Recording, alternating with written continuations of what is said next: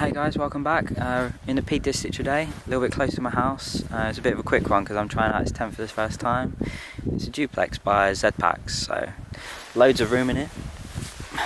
Loads more than my Nordisk, so that's nice. It's considerably lighter though, so I'm probably going to be waking up at like 3 o'clock in the morning.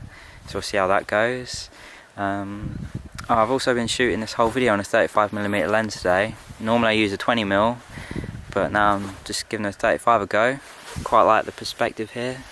Sometimes the 20mm is like a little bit too wide, you know, so especially if you're in the Peak District, you're not massively high or anything.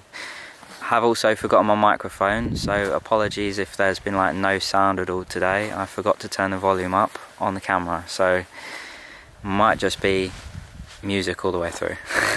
And hopefully you can hear me now as well. Yeah, anyway, so I got another mac and cheese today, so I'm going to get that cooked now, and I'll see you later.